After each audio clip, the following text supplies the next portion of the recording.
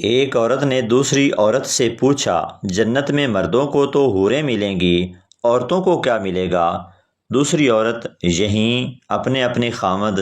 پہلی عورت، اچھا دفع کرو، پھر مرنے کا کیا فائدہ؟ دو پٹھان جلدی جلدی مسجد میں داخل ہوئے، جلدی سے جوتے اتار کر گرتے پڑتے صف میں شامل ہو گئے۔ نماز کے بعد پہلا پٹھان دوسرے پٹھان سے کہتا ہے کہ شکر ہے نماز نہیں نکلی۔ دوسرا جواب دیتا ہے، ہاں یار، اگر وضو کے چکر میں رہتے تو نماز نکل جاتی۔ ایک سردار انٹرویو دینے گیا۔ آفیسر نے پوچھا، تم بہادری والا کون سا کام کر سکتے ہو؟ سردار بولا، میں سانپ سے کھیل سکتا ہوں۔ آفیسر نے خوش ہو کر پوچھا، واہ جی واہ، سانپ سے کیسے کھیلتے ہیں؟ سردار بولا، میرے موبائل میں سانپ والی گیم ہے۔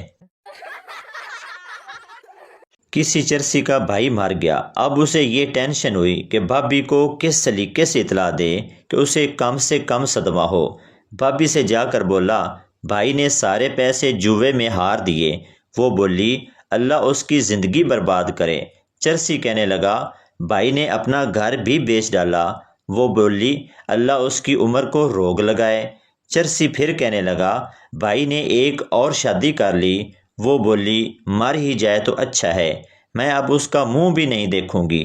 چرسی نے باہر کے دروازے کی طرف منہ کیا اور زوردار آواز میں بولا، بھائیو، اب میت اندر لے آؤ۔ لڑکی کو امتحان میں پیپر نہیں آ رہا تھا۔ لڑکے نے ہیلپ کی اور سارا پیپر حل کروایا۔ اس اچھائی کے بدلے لڑکی کو لڑکے سے پیار ہو گیا۔ رزلٹ آنے سے پہلے دونوں نے شادی کر لی۔ جب رزلٹ آیا تو پتہ چلا دونوں ہی فیل ہیں۔ لڑکی فون پر، آپ کنوارے ہیں؟ آدمی، جی، آپ کون؟ لڑکی، تیری بیوی بول رہی ہوں کمینے، آج تو گھر آ۔ تھوڑی دیر بعد نئے نمبر سے فون۔ لڑکی، آپ شادی شدہ ہیں؟ آدمی، جی، لیکن آپ کون؟ لڑکی، تمہاری گرل فرینڈ، تم نے میرے ساتھ دھوکہ کیا۔ آدمی گھبرا کر، سوری جانو، میں سمجھا میری کمینی بیوی ہے۔ لڑکی، تیری بیوی ہی بول رہی ہوں گدھے، بس آج تو گھر آ جا۔ ایک افسر نے ایک سپاہی کی بہادری جانچنے کے لیے اچانک اس کے کاندھے پر بندوق رکھ کر فائر کر دیا۔ وہ سپاہی جوں کا توں کھڑا رہا۔ افسر نے خوش ہو کر کہا، ہم تمہاری بہادری سے خوش ہوئے، اس خوشی میں لو ہمارا کوٹ انعام میں۔ سپاہی نے کہا، مگر مجھے کوٹ کی نہیں، پتلون کی ضرورت ہے۔ افسر نے حیرت سے پوچھا، پتلون کی کیوں مگر؟ سپاہی نے جواب دیا، کیونکہ آپ کے فائر سے میری پتلون خراب ہو گئی ہے۔ مولوی کا دوست انتقال کر گیا۔ مولوی صاحب اس کی بیوی کے پاس افسوس کے لیے گیا۔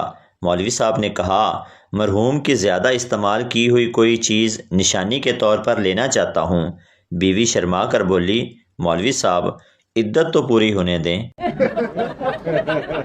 مجرم، کوشش کرنا مجھے پھانسی نہ ہو جائے، عمر قید بھلے ہو جائے۔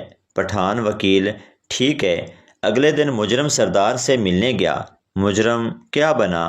پٹھان وکیل، بڑی مشکل سے عمر قید کروائی ہے، ورنہ جج تمہیں رہا کرنے پر تلا ہوا تھا۔ مالکن، تم 3 دن سے کام پر نہیں آئی اور بتایا بھی نہیں۔ نوکرانی، باجی، میں نے تو فیس بک پر سٹیٹس بھی اپڈیٹ کر لیا تھا، آئی ایم گوئنگ ٹو گاؤں فار 3 days۔ صاحب جی نے کومنٹ بھی کیا تھا، آئی مس یو نورین۔ پٹھان رکشہ چلاتا تھا۔ ایک سواری نے آ کر پوچھا، صدر جائے گا؟